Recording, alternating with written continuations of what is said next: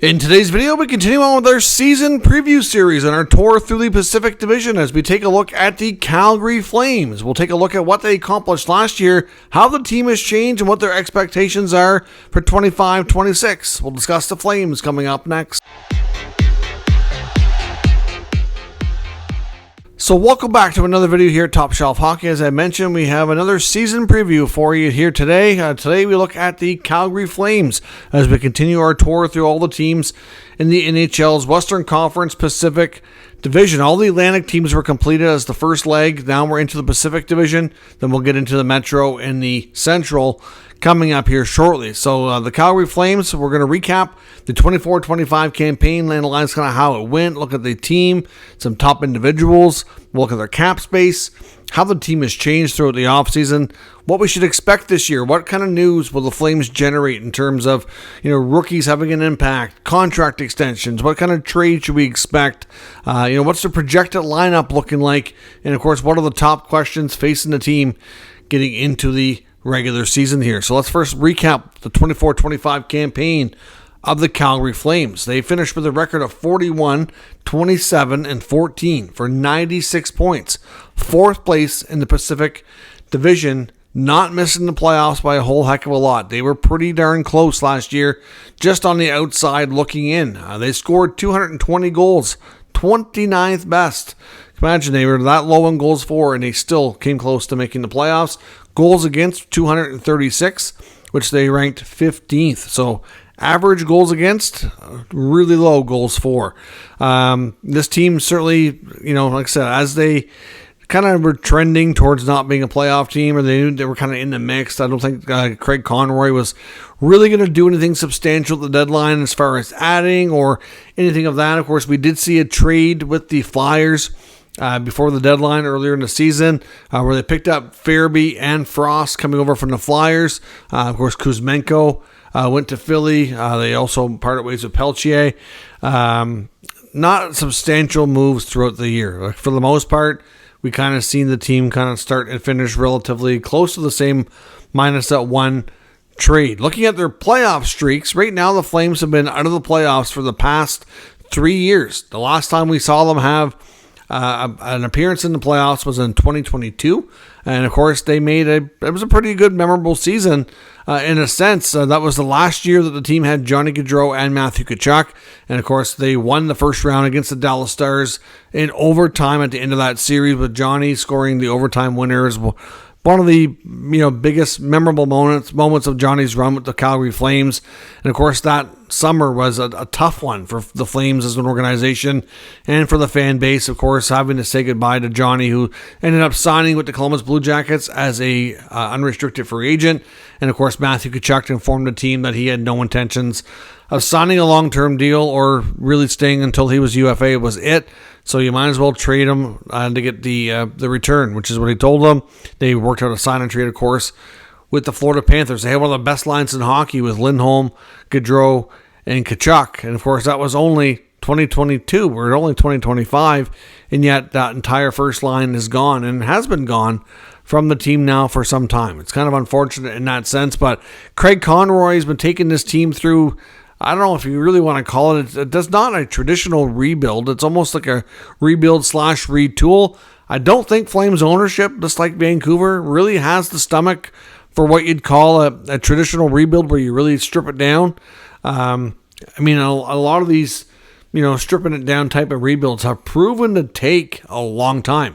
Looking at a solid 7 to 8 years. They're on year 3 now, obviously trying to change things up. They're trying to slowly move out, veterans for younger talent and kind of just slowly adjust that team here. So we'll see how things continue. The top scorers last year, Nazem Kadri, 67 points, 62 points for Jonathan Huberdeau, Mackenzie Weegar and Matt Coronado both had 47, and Blake Coleman had 39. Now going into the season, they're in a good spot with cap space. They have $11.6 million, so they're not in any danger of being too tight or anything like that. You're not going to see cost-cutting moves.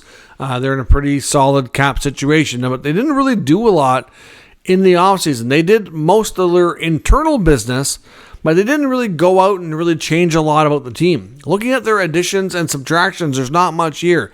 Subtractions, they do not have Dan Vladar, who's the backup goalie. He's gone. He moved on via free agency.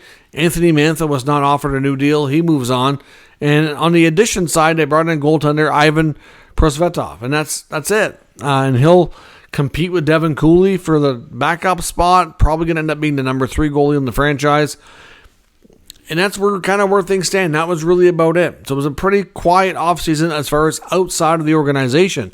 However, internally, they extended young goaltender Dustin Wolf to a long-term contract. So they clearly believe in him after a solid full rookie campaign last year. They extended captain Michael Backlund for 2 more years, so he's going to stick around. And they signed RFA Connor Zary to a 3-year contract. So it was more about internal business than it was external. As far as rookies that we could expect to have an impact on the Flames this year, the biggest and by far the most impactful rookie this team has is top prospect Zane Parekh. I do expect Parekh to, I'm not sure if he's going to be a regular in the lineup, but I do expect him to probably spend the entire season on the NHL roster, and I do expect him to get a decent amount of games and opportunities. Like I said, will he play all 82 games if he remains healthy? Maybe, maybe not. I don't know, but I do think he's going to have the ability to have an impact on this team, and I do think as the season goes, his role could grow and increase. As far as contract extensions that they could make news with throughout the season, there's really not a lot there. Ryan Lomberg, who was a really good veteran pickup for them last year in free agency, came over from Florida after winning a Stanley Cup, was really good for them on and off the ice. I could see a scenario where they maybe extend him out another year or two at a fairly inexpensive contract. He's a 4th-line player, not going to make a ton of money, but I can see them maybe offering a little bit of job security to him. Otherwise, that's probably about it in terms of extensions. As far as trades go, I do expect this to be the final year for Rasmus Andersson. It's very, very likely that Andersson is traded rather than be re-signed. We've already heard all the speculation about his future. It probably makes the most sense, in all honesty, I think, for the team to move him anyway. I think they can get a decent return. They can allow a guy like Parekh to kind of rise up the rankings here. They get Mackenzie Weegar, so their right side's going to be in decent shape in that sense. And it just it's kind of a changing of the guard, if you will. But I do fully expect that Andersson will be moved sometime during the season. When exactly? Kind of hard to say, but it's going to happen. It's pretty much a given. Looking at their projected lineup going into the season, in goal, of course, Dustin Wolf will be a starting goaltender. I do expect Devin Cooley to most likely be the backup.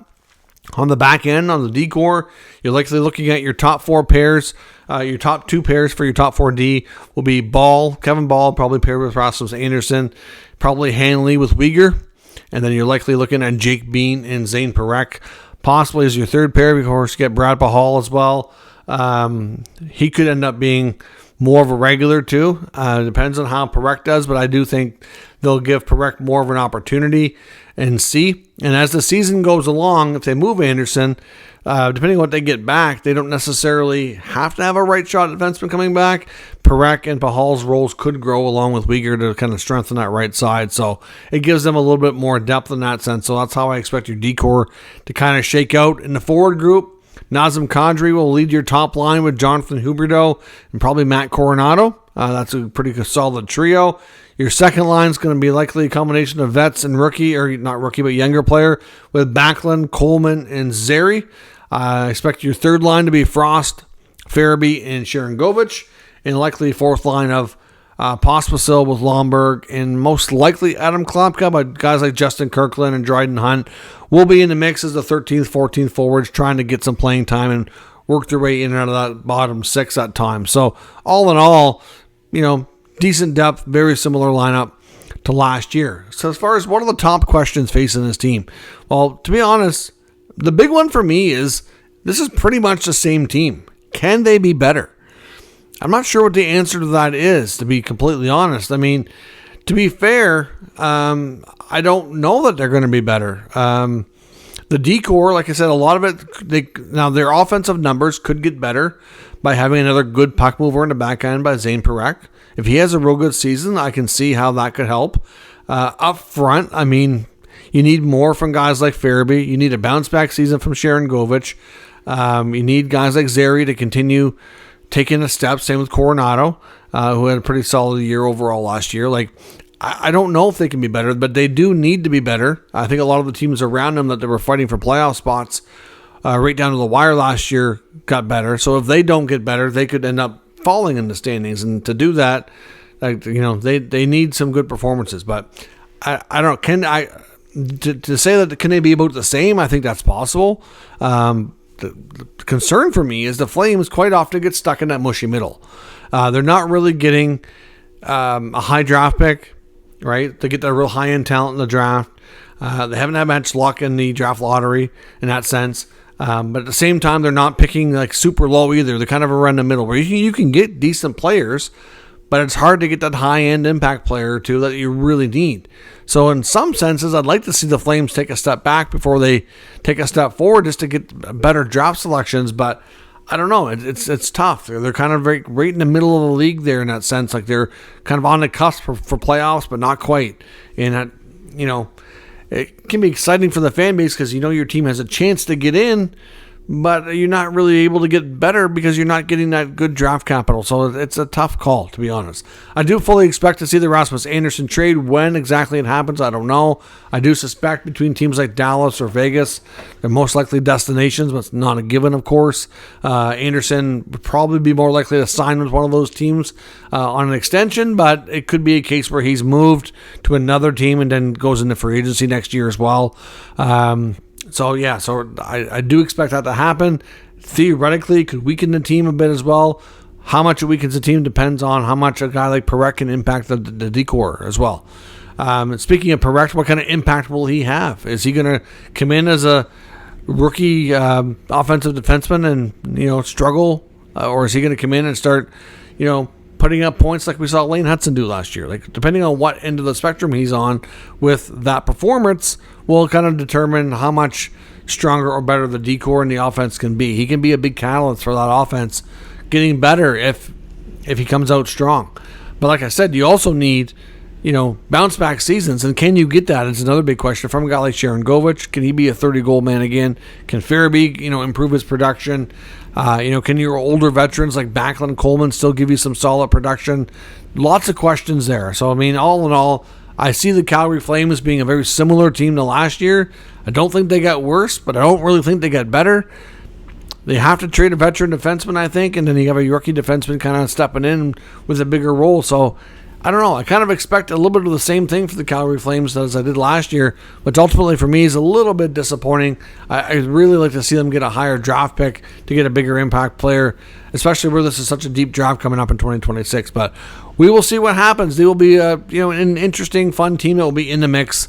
Ultimately, though, I think they might fall just a little bit short like they did last year. But let me know what your thoughts are on the Flames for the upcoming 25-26 season, and we'll discuss further down in the comments. If you're new to the channel, of course, make sure you subscribe and stick around. Plenty more teams to come in the preview series, and of course, all the daily news and rumors posted every day as well. Thanks very much for watching. I'll catch you next time.